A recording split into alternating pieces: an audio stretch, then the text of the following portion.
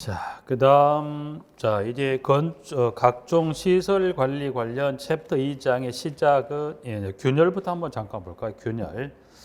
균열은 구조체에 금이 가는 현상을 뭐라 합니까? 균열인데.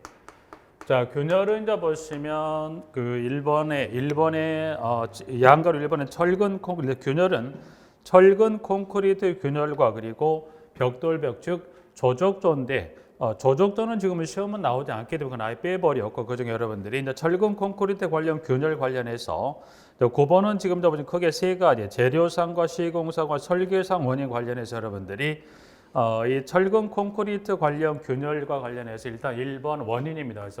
그래서 원인은 지금 세 가지가 되는데 그 세 가지 원인 중에 여러분들이 기준은 그 중에 두 번째 나와 있는 시공상 원인을 좀 일단 외운다면 이해를 하시면 되는데 원인 중에 지금 두 번째 나와 있는 시공상의 원인을 기억하셔. 일단 여기를 보시고 이 원인에다가 시공상 원인을 주고 그 중에 성격이 다른 원인을 여기다 끼워 넣게 했을 때 이 주어지는 지문의 문항 중에 시공상 원인이 아닌 것을 골라내실 정도만 여러분이 구분하시면 되는데 일단 그러면 두 번째 시공상 원인을 쭉 한번 가면서 볼까요? 시공상 원인 관련해서 즉 건물을 지어가는 과정에 발생하는 그 균열이 발생하는데 원인은 봤던 1번 불균일한 타설 및 다짐으로 인한 2번 콜드 조인트로 인한 콜드 조인트는 양가로 좀 질문을 가보니까 신구 타설 콘크리트 경계면에 발생되기 쉬운 이어치기 불량 부위라고 되어 있어요. 그건 무슨 말이냐면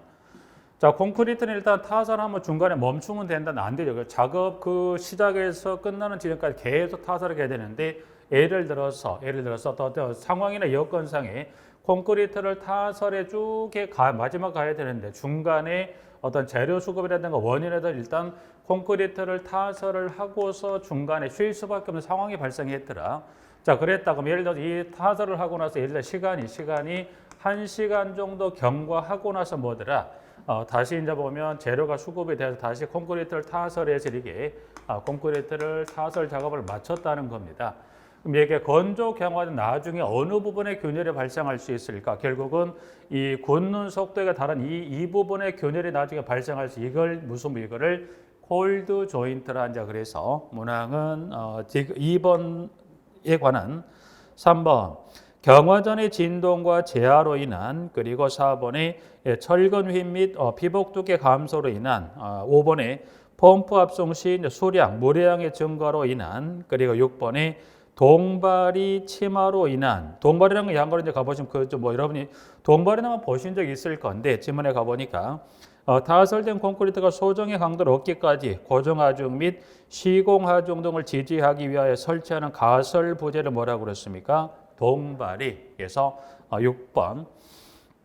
6번에 동발이가 침하면 결국 뭐합니까? 구조체 이게 건설 일정이 양생하기 전까지 그 동발이가 지지하는데 그 동발이가 침하면 결국 하중을 견디지 뭐가 발생할 수 있다? 균열이 발생할 수 있다라 그래서 지금 시공상 원인은 총 6가지 정도 확인하시고 시험은 지금 여기는 꼭 여기 현재 요 기술된 문항 중에다가 4개를 가지고 하나를 끼워 넣기 했었던 게 지금 보시면 재료상 원인에 관한 1, 2, 3에 관한 3가지 중에 1번에 콘크리트 침함이 블리딩이라는 질문 하나 끼워 넣고 해서 시공상 원인을 고르는 걸 물어봤던 적이 있었고요.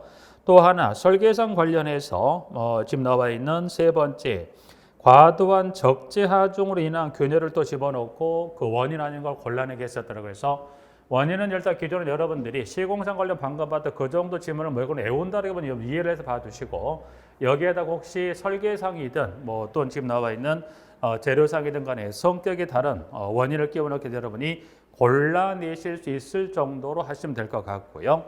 자, 그럼 이와 같은 원인에 따라서 원인이 발생했다면 보수를 하게 되는데 자, 두 번째 이제 보시면 보수 공법입니다.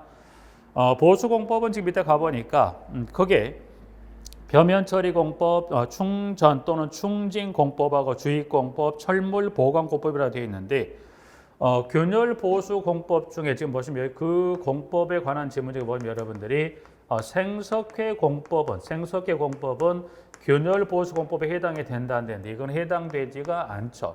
생석경법은 여기는 언제 쓰는 거? 여기는 연약지반 계량할 때 쓰는 거죠. 그래서 그 보수공법에 관한 부분을 한번 물었던 적이 있는데 그 중에다가 그때 생석계 공법을 한번 끼워넣기 했었던 부분이 하나 있었던 게 이제 보면 나왔어. 그러면 밑에 네 가지 표면 처리 공법에서 여러분이 철물 보강 공법은 여기는 우측에 내용이 나와 있는데 그 여러분이 개념 정도만 이해하시면 되는데 먼저 표면 처리 공법은 밑에 쭉 여러 가지 기술이 되는데 그 숫자보다 그 개념 정도만 정리하시면 되는데 예를 들어서 이와 같은 부분에 균열이 있어요. 균열이 있습니다. 균열이 있는데 이와 같이 균열이 있는데 이 균열들이 미세 균열이 되고 균열이 이제 비활성화도 더 이상 균열이 진행되지 않은 뭐가 있더라? 미세한 균열이 있더라고. 이걸 어떻게 할 것인지. 그러면 이 균열 개섭을 일일이 이거를 다 보수하기 쉽다 어렵다? 이거는 어렵다. 그래서 이거를 뭐 하지? 이 고조주품에 여기다가 방수성이 높은 피막으로 이거를 덮어 씌워버린 걸 이거 뭐라 하지? 이거를 표면 처리 공법이라고 해서 개별 보수가 비활성 균열에 이 개별 보수가 어렵다는 게 때는 이 방수성 피막을 덮어 씌워서 하는 공법. 이게 무슨 공법? 표면 처리 공법. 그 다음에 충전 주입 공법은 이렇게 보시면 돼요. 충전하고 주입 어떤 형태로 보시면 되냐면 자, 구조체 균열이 이렇게 균열이 발생했다면 구조체 표면을 지금 구조체 표면을 V자로 또는 U자로 커트 둘 중에 하나 V 또는 U 컷을 하고서 이 파낸 이 부분에다 파낸 부분에다가 파내고 이 이걸 파내고 이 균열비를 파내고 여기다가 이렇게 해서 약품을 채워넣은 형태. 그래서 이거를 UV 컷을 하고서 이와 같이 파낸 부분에 약품을 채워 보상. 이건 무슨 공법? 충전 또는 충진에서 자, 주입공법은 뭐냐? 주입공법은 여기는 지금 충전공법은 UV 형태로 이걸 파내고 약품을 채우는 거라고 한다면 여기 주입공법은 균열부를 그대로 두고 여기다가 수동 또는 전동으로 약품을 주입해서 균열 부위와 일체화시키면서 보수한 걸 무슨 공법? 그거를 주입공법이라. 그리고 철물 보강 공법은 마지막에 네 번째 가보니까 균열이 심각한 경우 건물 주요 구조부에 철물을 보강하여 균열의 진행을 멈추거나 내력이랑 건물의 힘을 회복하는 공법을 말하는데 크게 이제 보면 여러분이 강제 앵커 공법이라든가 강판 압착 공법이 있다. 이제 그래서 강제 앵커는 지금 보신 대로 그 구조물 보강 목도로 사용되며 꺽쇠형 앵커로 균열을 가로질러 설치한다고 돼 있어요. 자, 균열이 진행됩니다. 균열이 보면 균열이 이게 활성 균열로서 균열이 계속 진행이 되면서 균열이 커질 수 있죠. 그런 경우는 여기 양쪽에다 꺽쇠를 이렇게 걸어서 균열이 더 이상 진행되지 않게끔 잡아준 이걸 뭐더라? 앵커 공법이라는 개념하고 강판 압착은 보니까 콘크리트 인장 측에 강판 에폭시 수지로 접착시키는 방법이다. 그래서 철근 콘크리트 여러분이 보나 기둥에도 균열이 발생합니까? 그렇죠. 그래서 예를 들어 기둥을 한번 예를 들어봐요. 기둥을. 자, 여기 철근 구조체가 있다면 이 슬라브 밑에 균열이 있을 때 균열이 기둥이 있다. 그럼 여기 기둥도 보시면 이렇게 균열이 있을 건데 지금 이 슬라브라는 이 하중점 이 기둥에 균열이 발생하면 어떻게 돼요? 이것도 균열만은 보수해서는 이게 원초적인 그 보수가 안 되죠. 그러니까 뭐 하죠? 여기도 균열을 보수해요. 이 균열 부위를 보수하고 나서 뭐 하더라? 이 표면에다가 뭘 바르는 겁니까? 에폭시 소지를 바르고 이 면에다가 뭘 붙여버리는 거예요? 강판을 여기에다 붙여버리는 거에서 강판을 압착이란 것은 이 기둥의 한 면을 사면을 삥 둘러서 균열을 보수하고 나서 에폭시 소지를 바르고 강판을 붙여버립니다. 강판을 붙여갖고 이거 힘을 받지 않다 보니까 내면에 강판이 연결된 부분을 이렇게 다 용접으로 이걸 하면 어떻게 사면의 힘을 훨씬 더 받아주겠죠. 그래서 이 슬라브 하중원의 균열의 발생을 강판을 이게 지지하면서 힘을 버티다 보니까 균열이 발생하더라도 거의 미미할 수 있죠. 그래서 이게 앵커라든가 강판을 압착해서 하는 이거는 무슨 공법에 분류할 수 있는 게 철물 보강 공법이다. 그래서 보수 공법 네 가지로 여러분이 그 개념 정도만 접근하시면 돼서 여러분들이 이제 봐주시고 균열은 이 공법을 물어보는 문제도 또 출제가 된 적이 있지만 여러분이 여기서는 공법은 방금 네 가지 공법에 관한 개념 정도만 정리하시고 여러분들이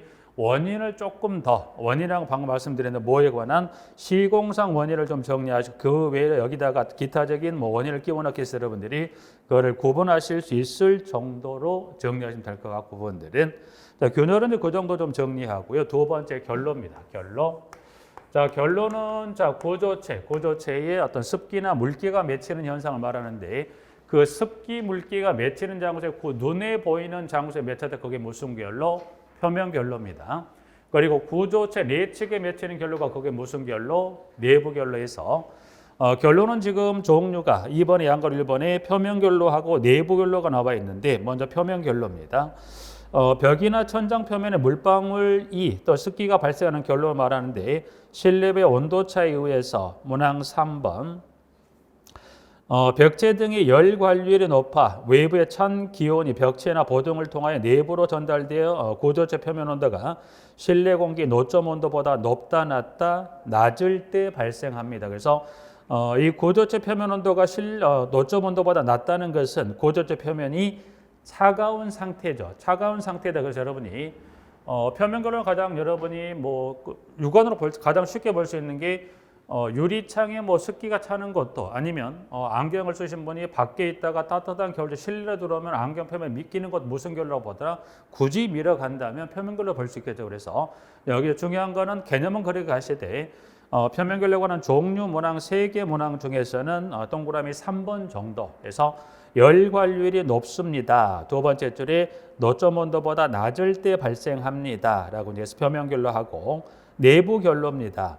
내부 결로 구조체 내부에 발생되는 결로입니다. 그래서 2번, 3번에 나와 있고요. 결론은 지금 그 중에서 양가로 2번의 대책, 지금 방금 봤던 표면 결로와 내부 결로에 따른 대책 관련해서 2번에 들어가시면 표면 결로 대책 잠깐 볼까요? 자, 단열재를 사용하여 벽체 열 관리율을 뭡니까? 낮게 유지한다.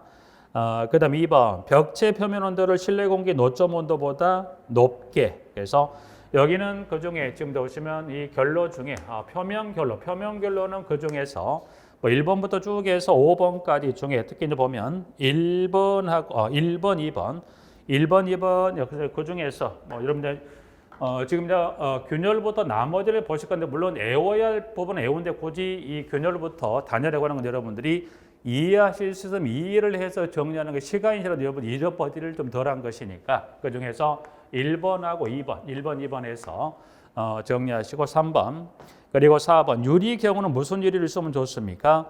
이중 유리 때 이걸 무슨 유리? 복층 유리. 그럼 유리는 여러분이 보시면 유리는 보시면 이렇게 볼 수 있죠. 유리가 있다면 일반적인 유리가 되겠다. 이중 유리가 일반 유리라면 어떻게 돼요? 외부에 찬 어떤 공기가 왔을 때 어떻게 실내라고 봤을 때 유리 한 겹인 경우는 어떻게 돼요? 외부에 찬 기온이 왔을 때 실외 온도 차이에 의해서 이 유리창 표면에 물기가 맺힐 수 있다 없다? 있죠. 그런 반면에 무슨 유리를 쓰면 이중 유리를 쓴다는 것은 유리가 한 겹이 아니라 유리가 두 겹이에요. 두 겹이 있습니다. 그러면 외부에 찬 기온이 왔을 때 어떻게 돼요? 이 유리 바깥쪽 유리하고 안쪽 유리 사이에 뭐가 있어? 여기 공기층이 형성이 되면 어떻게 돼요? 밖에 차가운 게 바깥쪽 유리 표면에 닿더라도 실내 쪽에 맺히는 이 표면 결로 현상은 거의 발생하지 않죠. 그래서 유리는 무슨 유리를 써준 게 좋더라? 이중 유리를 쓰면 좋겠더라. 그래서 아무래도 가격은 이중 더 비싸겠죠. 근데 그렇지만 이 유리 버리스의 공기층이라든가 일종의 물질을 주입을 해서 고대 차가운 이 공기가 실내 들어오는 걸 차단해주는 역할. 그래서 유리는 이중 유리도 있지만 근래는 무슨 유리도 나옵니까? 삼중 유리도 나오면 어떻게 돼요?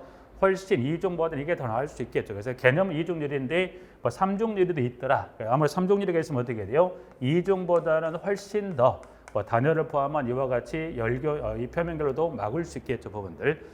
그다음 하나 하고 그다음 5번에 실내 수증기 발생을 억제하면 실내 공기 뭘 낮게 합니까? 절대 습도.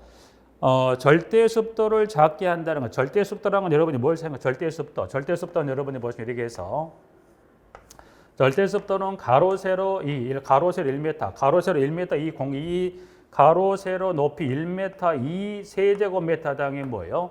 이 세제곱미터당에 들어있는 공기 중에 있는 수증기량을 뭐라고 해요? 이거를 절대 습도. 그러면 절대 습도를 작게 한다는 절대 습도. 그럼 여기 이 세제곱미터당의 이 절대 습도입니다.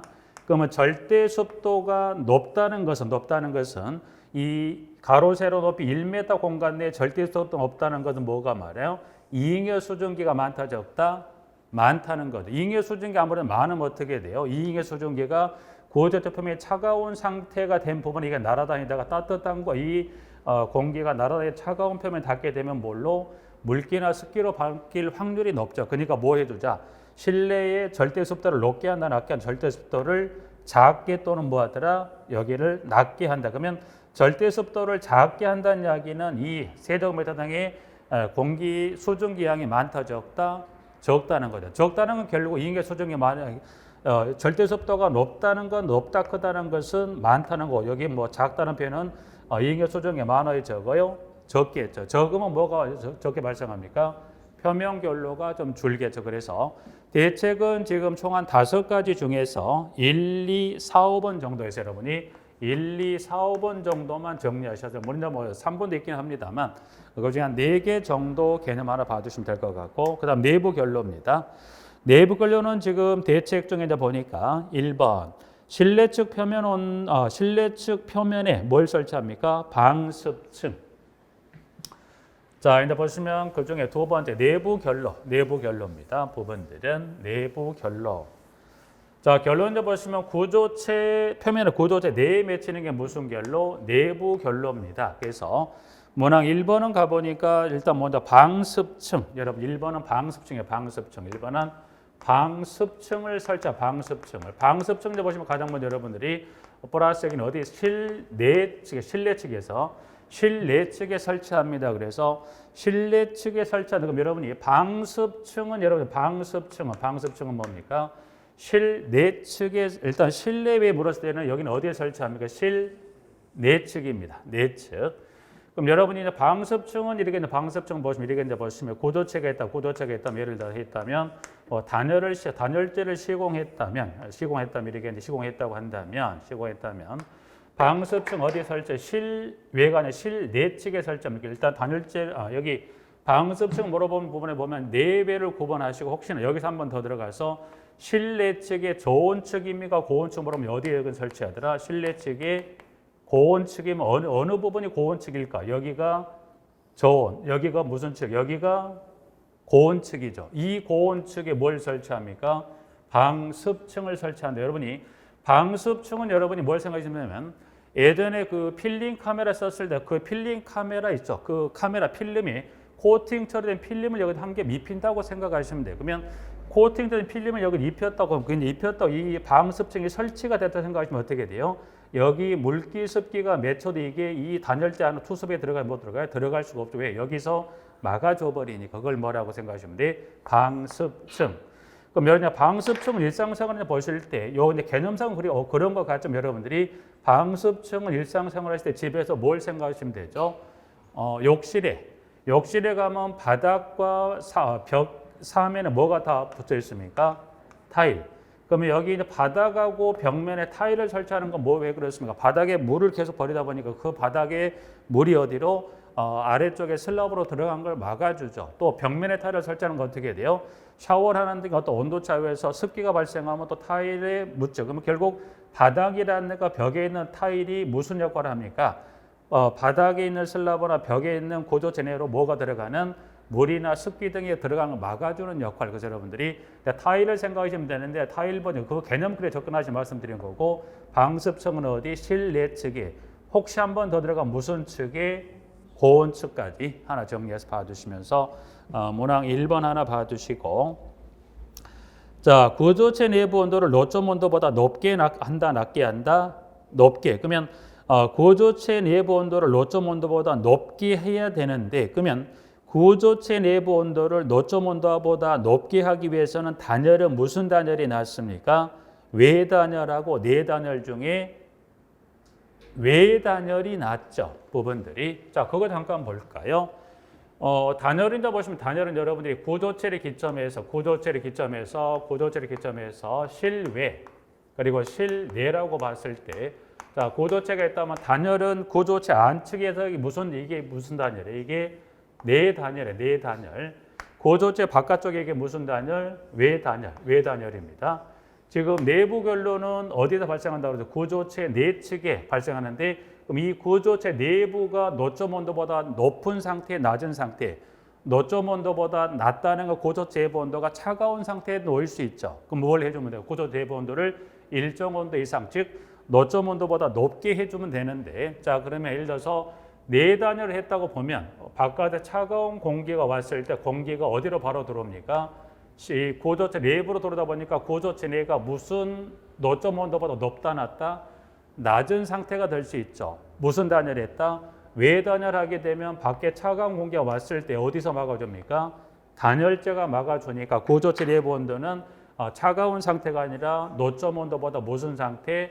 높은 상태. 그러면 단열은 무슨 단열을 해서? 외단열을 해서 고조체 내부 온도를 무슨 온도보다? 노점 온도보다 뭐더라? 높게 유지하면 되겠죠. 개념 그래서 문항 하나 정리해서 1번, 2번, 3번까지 정리하시고 뭐 이중벽을 설치한다. 그렇다. 이제 그래서 여러분이 결론은 뭐 이 정도 개념만 좀 크게 무리 없이 풀어가실 수 있는 부분 하나 봐두시고, 그다음 열교입니다. 열교. 열교는 이제 크게 보면 뭐하고 여러분이 큰 개념 맥락은 동일하냐면 결로하고 맥락이 거의 좀 동일하게 접근하시면 되는데 일단 볼까요? 양가로 1번에 동그라미 1번. 벽이나 바닥, 지붕 등의 건축물 부위에 단열이 연속되지 않은 부분이 있다. 그러면 단열이 연속이 안 됐다는 건 단열재가 시공이 안 되는 부분도 있겠지만 단열재가 끊기는 부분이 있죠. 그래서 연속되지 않을 때 이 부분이 열적 추역 부위가 되어 이 부위를 통한 열 이동이 많아지면 이거를 열교 또는 뭐더라? 냉교라고도 합니다. 라고 이제 해서 단열재가 끊기는 부분은 여러분이 보시면 층간 바닥, 층간이죠. 그래서 층간 슬래브를 통해서 뭐가 이와 같이 이제 층간이 있다면 단열을 무슨 단열을 했다? 예를 들어서 내단을 했다면 이렇게 해서 내단을 했다면 이 층간 슬래브 때문에 당연히 단열재가 연속되지 않았다는 것은 단열재가 연속되지 않았다는 단열재가 뭐 하더라? 시공 자체가 안 되는 부분도 있지만 연속되지 않았다는 걸 단열 끊기는 부분이 발생할 수 있죠. 그래서 이런 부위를 통해서 이런 부위가 뭐가 돼요? 열교 현상이 발생할 수 있다는 거에서 첫 번째 1번하고 중요한 거는 개념은 그렇게 접근하시고 2번 열교 현상이 발생하는 부분은 열관류 값이 높다 낮다 열관류율이 높죠. 그러면 지문은 지금 이와 같은 부위는 뭐가 높으면 열관류율이죠. 열관류율이 높다 낮다 열관류율이 높죠. 높다 그러면 열관류율이 높다는 것은 열저항은 높다 낮다. 높다는 건 열저항이 낮다죠. 반대로 열관류율이 낮다는 것은 열저항이 뭐더라? 높다. 의미는 같은데 표현은 여러분 열관류율로 줬지만 이걸 대신에 열저항을 줘도 요 개념만 이해하시면 두 번 여러분들에서 이렇게 돼서 열관류율이 높기 때문에 그렇습니다. 등등등에 따라서 2번, 3번. V는 표면 온도가 낮아져 결로 발생 가능성이 큽니다. 그리고 4번 열교 현상이 발생하는 부위는 열 저항값을 증가시키는 설계 시공이 가능합니다. 그러면 열 저항값이 증가. 그러면 열 저항값이 증가라는 건 높다는 것은 뭐가 낮아지는 거죠? 열관률이 낮아지는 거죠. 개념은 그렇게 이제 해서 문항 4번하고 5번, 6번. 콘크리트 라민조나 저족조 건물에서는 근본적으로 단열이 연속되기 어려운 점이 있으나 가능한 한 무슨 단열을 합니까? 외단열과 같은 방법으로 주역 부위를 감소시키는 설계 시공이 필요하다. 그러면 열교 부위를 막는 것은 무슨 단열이 낫다는 거예요? 내단열보다는 뭐가? 외단열이 낫다는 거죠. 근데 방금 여기서 확인했었으니까 그럼 단열은 내단열 하게 되면 아무래도 이와 같이 단열재가 끊기는 부분이 발생할 수 있지만 이런 부위를 하더라도 무슨 단열을 한다면 이와 같이 외단열을 한다고 한다면 그때는 뭐 이와 같이 끊기는 부분이 최소가 될 수 있죠. 그러면 이와 같이 외단열을 했을 때는 어떻게 돼요? 단열재가 끊기는 부분이 발생할 수 있다 없다? 있죠. 어디가 발생할 수 있어요? 건물의 외벽하고 또 어떻게 외벽하고 이 바닥에 시공된 단열재하고 외벽에 시공되는 단열재가 끊기는 부분이 발생한다 안 한다? 발생할 수가 있죠. 그래서 단열은 그래서 보니까 단열은 내단열하고 외단열을 봤을 때 그중에 무슨 단열이 낫다는 거죠? 외단열이 내보다는 낫다는 개념을 가시면 되지. 그 외단열에 따라 전체적으로 열교를 100% 막을 수는 없겠다라 이제 그래서 열교해서 3번 하나 정리해 봐주시고 그 다음에 방수입니다. 방수. 방수는 지금 다 보시면 여러분들이 방수를 일단은 1번에 멤브레인 방수라고 나와 있어요. 그래서 자, 멤브레인 방수는 뭘 말합니까? 그래서 동그라미 1번에 여러 층의 피막을 부착시켜 결함을 통해 진입하는 수분을 차단하는 공법이란다. 그래서 멤브레인 방수 공법에 가보니까 2번에 아스팔트 방수, 계량 아스팔트 방수, 시트 방수, 도막 방수, 복합 방수 등을 뭐라고 그랬습니까? 이거를 멤브레인 방수다. 그래서 시멘트 액체 방수는 멤브레인 방수 중에 해당이 안 되죠. 그래서 일단은 멤브레인 방수 공법에 관한 종류 정도 하나 확인을 해 놓습니다. 부분들은. 자, 지문에 이제 보시면 그 중에 먼저 지금 2번에 양걸 2번에 보시면 아스팔트 방수와 시멘트 액체 방수 비교라 이제 그래서 4번의 방수입니다. 방수. 방수는 지금 양걸 2번에 무슨 방수가 있다? 아스팔트 방수하고 그 다음에 시멘트 액체 방수에 관한 비교표. 아스팔트 방수에 고도체가 있다. 고도체가 있다면 고도체가 있으면 이 고도체 표면에 가장 시공이 되는 순서를 가보니까 시공 순서를 가보니까 AP라고 해서 이걸 뭐라고 그러죠? 아스팔트 프라이머죠. 그럼 이 고도체 표면을 평활하게 처리하는 가장 먼저 여기다 뭘 바릅니까? 아스팔트 프라이머를 그리고 여러 층의 여러 층의 재료를 뭡니까? 여러 층의 재료를 적층 쌓아서 방수지 형성한 걸 뭐라고 그래? 이거를 아스팔트 방수라고 한다면 시멘트 액체 방수는 이건 어떻게 여기다 고도체가 있다면 여기다가 이 고도 표면에 방수액이나 시멘트 포를 여러 번 칠해서 칠해서 그 칠한 재료들 서서히 고도체 속으로 이게 스며 들어가면서 방수층을 형성. 이건 무슨 방수? 시멘트 액체 방수에 관한 개념만 정리하시면 되고 여기서는 지금 이 아스팔트 프라이머와 아스팔트 그다음 방수제 여러 층의 재료를 쌓아가는 중에 이 아스팔트 프라이머는 그러면 왜 여기다가 아스팔트 그 방수 재료를 시공하기 전에 가장 먼저 아스팔트 프라이머를 칠하는 이유는 왜 그럴까요? 물어보면 어떻게 되죠? 아스팔트 프라이머를 칠하는 이유는 왜? 왜냐 방수지라든가 아스팔트 재료들과 고도체를 뭐 하기 위해서 부착력을 높이기 위해서죠. 부착력을 높이기 위해서 뭘 칠합니까? 아스팔트 프라이머를 칠하는 거죠. 반대로 부착력을 높이기 위해 칠하는 이 재료를 찾으라 뭘 찾으시면 돼요? 아스팔트 프라이머. 그래서 다른 재료는 시험에 물어보지 않아요. 물어보고 있는 것은 자주 나오진 않지만 아스팔트 프라이머를 칠하는 목적을 찾는 아니면 이 목적을 이유를 주고서 또 그 재료를 찾는 해서 아스팔트 프라이머는 가끔 물어보기 때문에 그 정도만 정리하시면 될 것 같고요. 자, 이제 그러면 이 두 가지 이제 방수 관련해서 이번 비교표는 쭉 한번 나와 있는지만 한번 봐주시면서 시공 순서부터 쭉 가시면서 그 중간 밑에쯤에 가다 보니까 모체가 있죠. 모체는 지금 다 보니까 아스팔트 방수는 모체가 나빠도 뭐가 가능하다? 시공이 가능하다고 그랬어요. 아무래도 이 고조체 표면에 여러 층의 방수를 적층에 쌓아가다 보니까 고조체가 상태가 그리 뭐 좋으면 좋겠지만 그리 나빠도 여러 가지 재료를 쌓아서 방수 그리다 보니까 모체에 받는 영향이 그리 크지 않다는 이야기로서 이해하시면 될 것 같고요. 그러나 시멘트 액체 방수는 뭐예요? 모체 상태가 나쁘면 방수에 영향이 크다는 것은 여기는 이 일련의 재료를 서서히 스며 들어가면서 이 방수에 걸리는데 이 모체, 이 콘크리트 고도체가 문제가 있으면 이 방수 시공용서에 문제가 발생할 수 있다 보니까 어떻게 돼요? 모체가 받는 영향이 클 수가 있겠더라. 그래서 영향이 큽니다. 그리고 결함부 발견은 아스팔트는 당연히 뭐 하더라? 용이하지 않다는 것은 여러 층을 쌓으니 결함 부위를 발견하기 쉽다 어렵다? 어렵다. 그래서 그에 반면에 시멘트 액체 방수는 뭐 그렇지 않다. 보수 범위 그리고 시공 용이도 바탕 처리하고 규모. 바탕 처리는 보니까 뭐라고 돼? 완전 건조라고 돼 있죠. 근데 시멘트 액체 방수는 뭐더라? 보통 건조요. 완전 건조 개념 이렇게 가시면 되죠. 만약 여기에 이제 보니 이와 같이 예를 들어서 습기가 있는 상태에서 프라이머를 칠하고 재료가 입혀 올라가면 어떻게 돼? 결국은 어느 부분에 문제가 발생합니까? 이 부위가 결국 문제가 발생할 수 있죠. 그래서 그런 반면에 여기는 보통 건조라고 하는 보통 건조 이거를 반건조. 그럼 여기 이 시멘트 액체 방수하고 이 구조 표면이 완전 건조가 아니라 반건조라고 약간의 습기가 있는 상태. 약간 습기가 있는 상태에서 뭐 하더라? 만약 완전 건조 상태면 어떻게 이 여러 가지 방수액이라든가 시멘트풀을 칠했을 때 스며 들어간 것은 빨리 스며든가요? 서서히 스며 들어가야 돼요.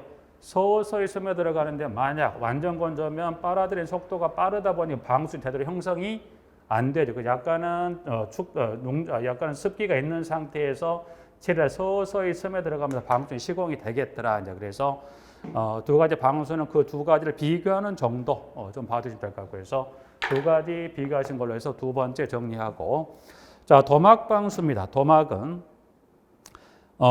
지금 장점하고 단점이 한 네 가지씩 기술이 되어 있는 것 중에 도막이라는 건 저 장점에 가보니까 누수 부분의 발견이나 보수가 용이합니다. 그리고 2번 모서리 부분, 돌출 부분 등 이음이 없이 시공이 가능하다고 되어 있는데 도막방수, 여러분이 도막방수에 관한 도막방수는 요거는 여러분 뭘 생각하시면 되죠? 여기도 마찬가지로 여러분이 X상형의 재료를 가지고 어떻게 돼요?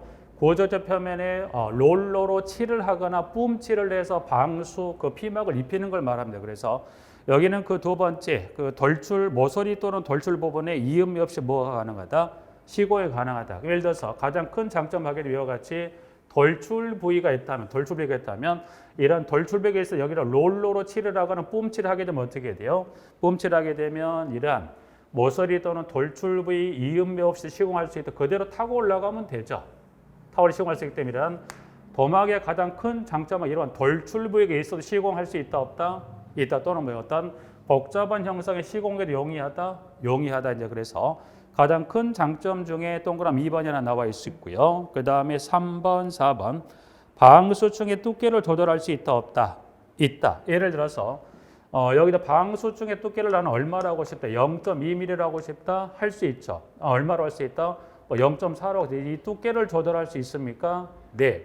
이 두께를 조절할 수 있는 게 장점이지만 또 단점이 될 수 있는 게 뭐냐면 0.2mm 도막의 두께로 시작을 해서 여기에서 그 작업이 끝나는 시점에 얼마로 0.2mm 두께를 그대로 유지해서 시공할 수 있다. 이거는 안 되죠. 그래서 장점은 도막의 두께를 조절할 수 있지만 단점 중에 그 1번에 균일한 두께로 시공이 어렵다 쉽다? 어렵다라고 이제 해서 문항 1번에 봐주시고 돼요. 1번 하나 정리하고 2번 그리고 3번 2번 지금 바탕 콘크리트가 완전 건조되지 않으면 방수층의 접착력이 떨어지고 피놀이 발생할 수 있다고 그랬어요. 피놀은 뭘 생각하시면 되냐면 도막 방수는 주로 보면 고무 재질의 고무 재질의 X상형 재료를 칠을 하거나 뿜칠을 하는데 여기는 이 고도재 표면에 습기가 있다고 봐요. 습기가 있는 상태에서 롤러나 뿜칠하게 되면 어떻게 돼요?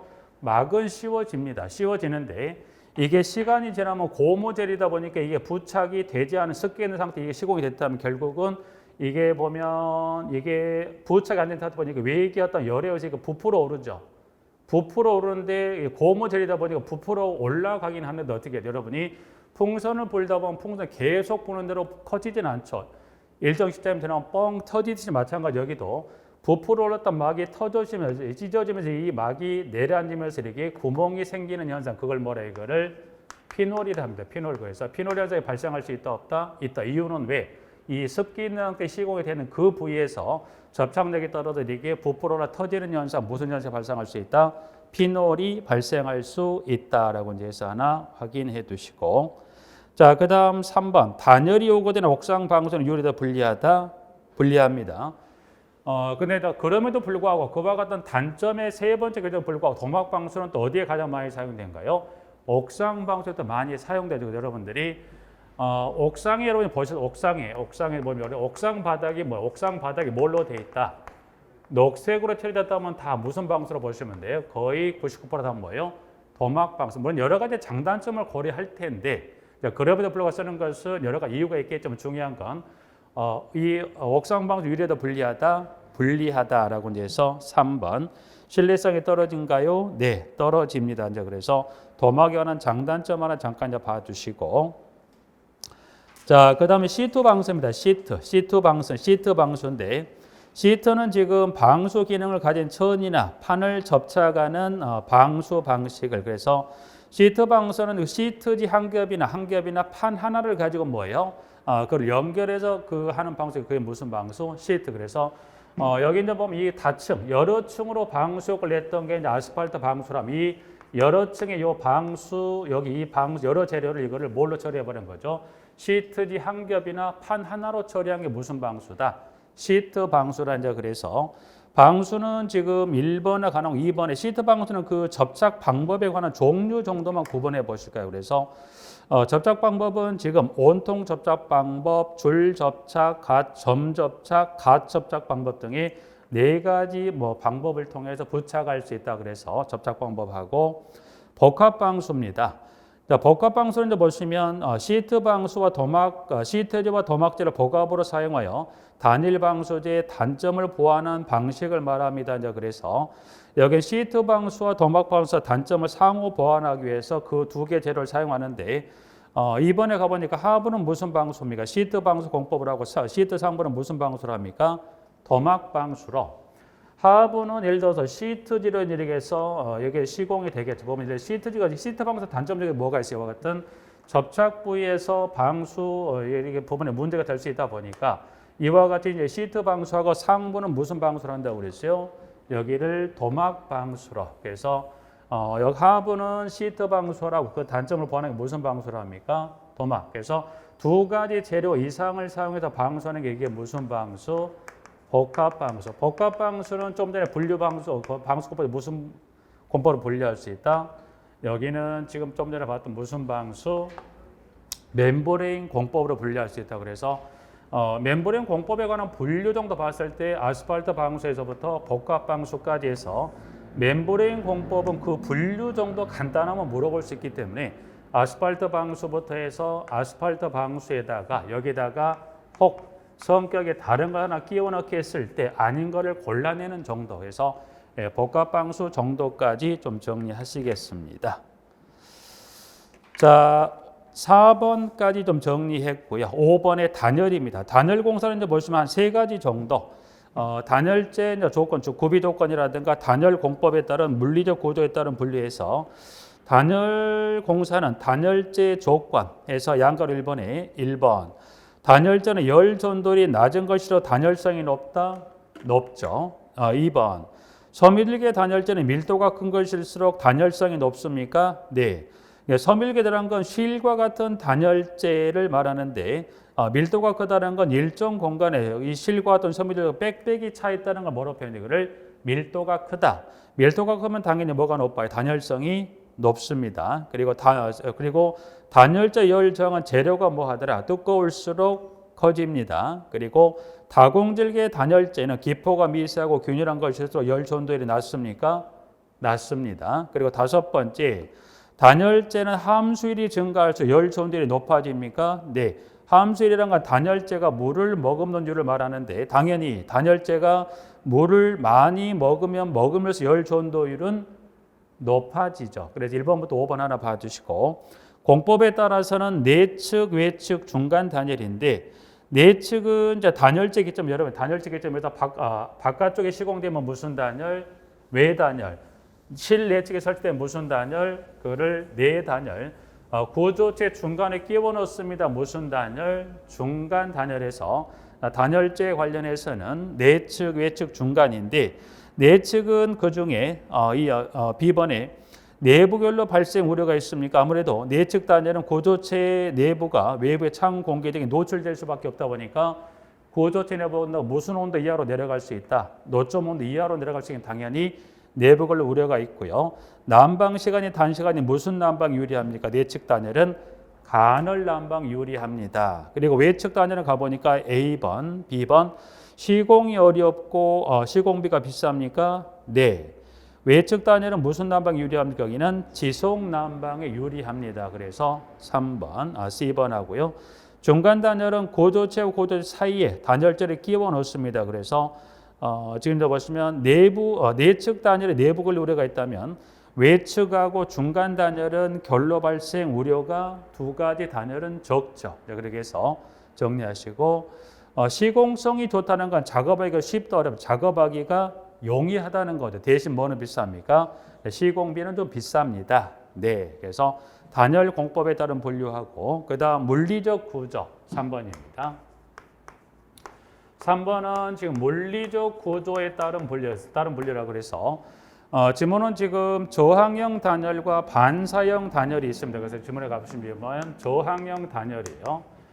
저항형 단열하고 반사형 단열에서 지문이 나와 있는데 지금 저항형 단열, 반사형 단열이라고 뭐라고 좀 설명이 됐는데 여러분도 모르고 저도 모릅니다. 그럼 이건 어떻게 하시면 되냐면 여러분들이 저항형 단열하고 그냥 반사형 단열 여러분이 가장 그 재료에 관한 대표적인 재료를 하나 보셨을 때 저항형 단열자에게 되면 여러분이 뭘 생각하시면 그 내용적 기술이 되어 있긴 한데 그 내용보다는 여러분이 저항형 단열자 가장 대표적인 것은 뭘 생각하시면 됩니까?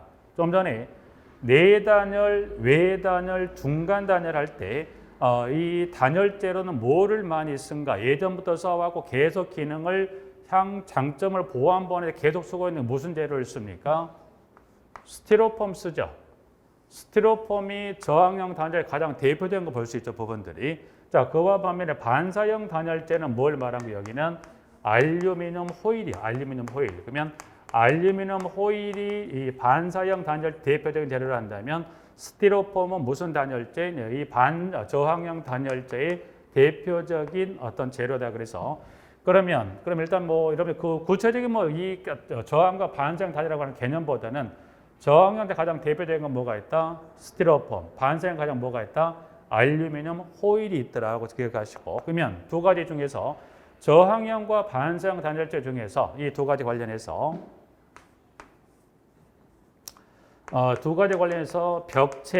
벽체에 유리하다고 하면 이 두 가지 중에서 저항형 단열재와 반사형 단열재 뭐가 더 유리합니까? 구조체 벽체 쓰기 위해서 단열재로는 두 개 중에 뭐가 더 유리합니까?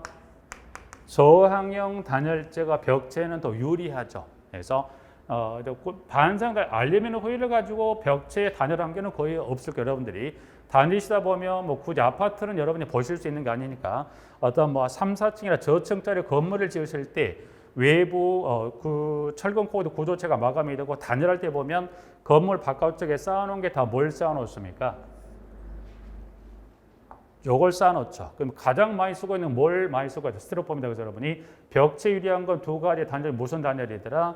저항형 단열 또는 저항형 단열재가 많이 쓰이더라 봐주시면 되고 용량형 단열이란 건 뭐냐면 지문은 용량형 단열은 여러분 이렇게 그 의미만 보시게요. 여기 시험은 저항형과 반사형을 물었던 부분이 있고 여러분이 용량형 단열이면 용량형 단열. 자, 용량형 단열은 여기는 보시면 여러분 여기는 뭘 생각하시면 되냐면 중세 시대는 어떻게 돼요? 그 집에 난방을 하는 공간이 따로 없었죠. 그러니까 뭐예요? 주로 여러분 중세 시대 이제 성 같은 경우 보면 그 성을 쌓는 돌의 두께가 두꺼워요, 안 두꺼워요? 상당히 두꺼워요. 이 돌의 두께가 두껍다는 건 여러분들이 낮에 해가 뜨게 해가 뜬 이 열을 구조체에서 이 열을 받아서 이 구조체 내 이 돌의 이 열을 가지고 있다가 어떻게 돼요? 가지고 있다가 밤이 돼서 날이 추워지면 이 열을 어디로 이걸 뿜어낸가? 이 열을 실내로 뿜어서 단열했습니다. 이게 무슨 단열? 용량형 단열의 개념으로 가시면 되겠어요, 여러분들이. 단열은 지금 저항형 단열, 반사형 단열을 갖고 시험을 물었지만 여러분들이 용량형 단열이랑 이 구조체의 이 벽체를 두껍게 해서 한낮에 이 열을 구조체에서 빨아들여 머금었다가 밤이 되면 그 열을 어디로 뿜어내들을 이걸 실내로 뿜어내서 단열한 게 이게 무슨 단열? 용량형 단열의 개념으로 가시면 돼요, 부분들에서. 그러니까 용량형 단열까지 이제 하나 정리를 했습니다, 부분들은. 자, 왔으니 백화까지 이제 마무리 한번 지어버릴까요? 백화 6번입니다. 6번의 백화입니다. 6번 마지막에 6번의 백화입니다. 백화는 모르타르에 대한 뭐예요? 시멘트 속에는 뭐가 문제가 되죠? 백화는 일단은 시멘트를 사용했다면 시멘트 속에 무슨 성분 때문에?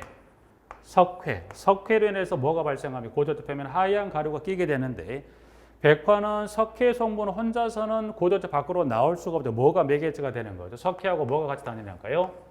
물이. 그래서 이 시멘트 속의 석회 성분이 물과 같이 구조체 밖으로 흘러나와서 공기와 화학 반응을 통해서 물이 서서히 증발하면서 구조 표면에 뭐가 남습니까?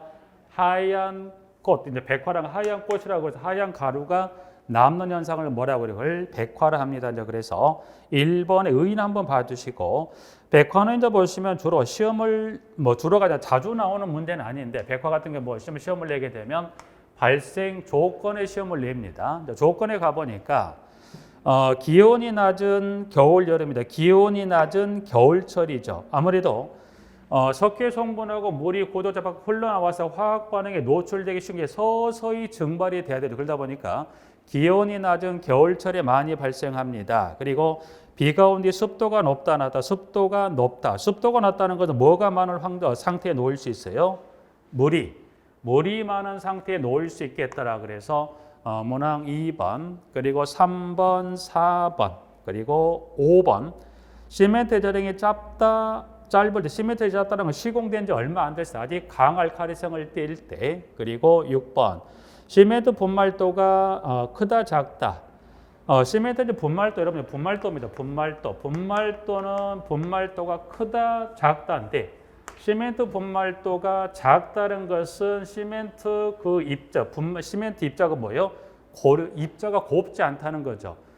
분말도가 크다는 건 입자가 고운 상태 유지하고 여러분이 보시면 되죠. 그러면 이 분말도 작다는 것은 입자가 곱지 않으니까 다른 재료가 섞이긴 섞인데, 예를 들어서 절근 콘크리트도 시공을 해서 타설했을 때 어떻게 다른 재료 섞이는 시간, 아무래도 알갱이가 진 것들이 섞이게 되면 어떻게 돼요? 이거 건조하는 시간이 걸릴 수 있죠. 그러니까 뭐가 발생할 수 있어요? 백화. 그러나 분말도가 크다는 것, 입자가 고니까 다른 재료가 섞여서 어떻게 돼요? 건조 경화되는 속도가 빠를 수 있죠. 그러니까 뭐가 발생되는 것은 백화 발생될 가능성이 작다. 그래서 분말도가 크다, 작다, 그 개념 이해하시면 작을 때는 원인이죠. 그래서 조건은 1, 2, 5, 6 정도. 예방법입니다. 예방법 보니까 1번에 질이 좋은 벽돌, 잘 소성된 벽돌을, 그러면 질이 좋거나 잘 소성이 됐다는 건 흡수율이 높다는 흡수율이 낮다는 거죠. 개념은. 2번 모르타리에 뭘 섞습니까? 방수제. 아무래도 그 시멘트하고 모래의 비율에 섞은 물을 넣고 섞을 때 거기다 뭘 같이 넣어버리면 방수제를 넣어서 비벼서 쌓게 되면 어떻게 물이 들고 나는 경로를 막을 수 있죠. 그 다음에 3번 줄눈사점을 비틈없이 다져 넣습니다. 그리고 분말도가 큰 시멘트를 사용합니다. 파라핀 도료 명반 용액을 발라 염료, 즉 그 석회 성분이 나오는 걸 막습니다. 파라핀 가지고 뭘 만들죠? 초는 물속에 한 3시간을 집어넣어도 그게 부풀지는 않죠. 그런 성분을 이용해서 페인트를 만들겠다. 6번 채양이나 돌림띠를 통해서 빗물이 흘러내리지 않도록 하는데, 여러분이 채양이나 돌림띠는 뭐 생각하시면 되죠? 우산. 비 올 때 우산을 쓰는 거 왜 씁니까? 내 몸에 비가 닿는 면적을 최소화하기 위해서. 그래서 고조체 표면, 고조체에다가 채양 돌림띠를 통해서 그럼 물이 고조 표면에 닿는 것을 최소화. 제거는 제거입니다. 제거는 자 1번 마른 솔질로 제거합니까? 제거됐어요. 아주 좋아요. 그런데 두 번째, 마른 솔질로 제거되지 않으면 벽체에 물을 충분히 살수한 후 염산으로 제거해서 염상 성분이 남아있지 않도록 물로 충분히 씻어낸다. 그게 어떻게 생각하시면 되냐면, 자 예를 들어서 백화가 이 부위에 백화 전체적으로 발생했다면 이때 묽은 염산을 쓰실 때, 때는 이거를 이 부위 전체 부위에 다 시공한 게 아니고 일부 부위에 대해서만 염산을 일단 세척을 하는데, 염산을 사용하기 전후입니다. 전후에 뭐는 충분히 뿌려줍니까? 물을. 그러면 전에 물을 충분히 뿌려준다는 건 어떻게 돼요? 이 표면이 이렇게 좀 건조된 상태면 어떻게 돼요? 고조될 뭐를 빨아들이기 쉽습니까? 염산을 빨아들이기 쉬우니 그걸 최소화하기 위해서 사용 전에 뭘 뿌려줍니까? 물을 뿌리죠. 흡수율이 그러면 적기 때문에 일단 세척을 제거가 된다면 어떻게 돼요? 염산이 남아있는 걸 최소화하기 위해서 사용 후에 뭘 뿌려줍니까? 물을 충분히 뿌려주라는 이야기고, 시공은 염산은 이 전부에 대한 한 게 아니라 일부분 해놓고 전체라는 거, 이게 이제 전체가 발생된 부분이라고 했을 때 그 중에 일부분만 이렇게 시공을 하고 상황을 봐서 전체적으로 이거 할지를 결정하는 거예요. 처음부터 다 염산 시공하지 않는다는 거예요. 그 개념만 정리하시고, 염산을 쓰게 되는 전후 반드시 뭘 충분히 뿌려주더라? 물을. 그래서 가장 좋은 건 솔로서 제거하면 되고 안 되면 그때는 뭡니까? 염산을 통해 이와 같은 방법을 통해 제거하는데 그게 뭐더라? 백화. 백화는 그중에 몇 번을 꼭 주의하시자. 두 번째 발생 조건 정도 정리하셔서 봐주시면 될 것 같은데 그래서 여기는 지금 균열에서 백화는 최소한 이 정도는 여러분이 개념 정도는 잡으셔야지 이제 균열에서부터 백화까지는 문제를 좀 접근이 용이하게 됩니다. 부분들에서 백화 좀 정리하고요. 여기까지 정리하게 되면 이제 교재로 다시 한번 가서 보시면 교재 관련해서 여기는 저 교재 좀 빠진 부분 좀 보완해서 어디까지 마무리했냐면 교재 315페이지 나와 있는 뭐 단열이라고 되어 있는 부분까지 좀 이제 보완해서 교환으로 다 정리를 해서 한 장을 넘겨보시면 설비 관련해서 여러분들하고 같이 급수 설비부터 해서 지금 승강기 설비까지 이제 해서 건축 설비 관한 부분을 정리하는 가장 첫 번째 뭐가 나오냐면 급수 설비 중에 이제 급수 설비가 나옵니다. 그래서 급수 설비는 현재 교재 지금 316에서부터 317 쭉 한번 넘겨볼게요. 316, 317, 318, 319, 320페이지, 그리고 21페이지, 그리고 22, 23, 24, 5까지 이제 해서 현재 급수 설비다 보시면 여러분들이 시작에서부터 325페이지까지 지금 교재가 수록이 되는 부분들입니다. 부분들은 급수 설비도 여러분들 좀 뭐 죄송하다기보단 좀 여러분들이 이제 지금 수업을 하다 보니 실무 이제 수업은 두 분이 한데 책을 쓰신 저자가 하시고 저도 수업을 하는데 급수 설비도 보시면 지금 현재 교재 내용 가지고는 시험에 접근이 조금 떨어진 분이 많기 때문에 급수 설비도 좀 쉬었다가 다음 시간에 교환을 가지고 좀 수업을 할 겁니다. 그래서 교환은 이제 보시면 급수 설비가 내용은 뭐 100% 완벽한 이거를 다 보완하지 못하면 최소 여러분들이 급수 관련의 시험을 보시기 위해서는 현재 다음 시간부터 진행이 되는 급수 설비 관련 교환을 좀 통해 정리할 거고요. 또 급수 설비가 이제 보시면 급수 설비가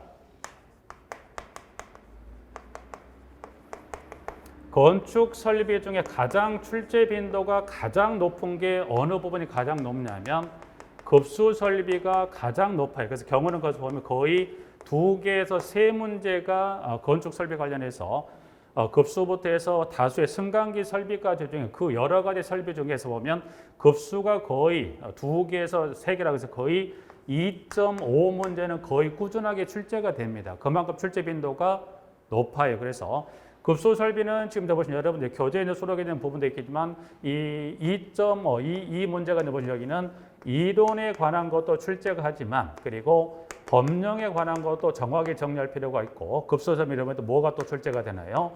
계산 문제가 출제가 되기 때문에 이 부분들이 이론이라든가 법령의 계산, 특히 계산 문제는 아예 수록이 되어 있지 않기 때문에 이런 부분을 좀 보완해서 급수 설비 관련 이론과 법령과 계산 문제에 관한 것은 다음 시간에 좀 쉬었다가 급수 설비 관련 지금 여러분들이 보고 계신 교환을 가지고 수업을 진행하도록 하겠습니다. 그래서 교환이 조금 여러분들에게 자주 나눠드린 것 같긴 한데 그 부분은 좀 죄송스럽게 생각하지만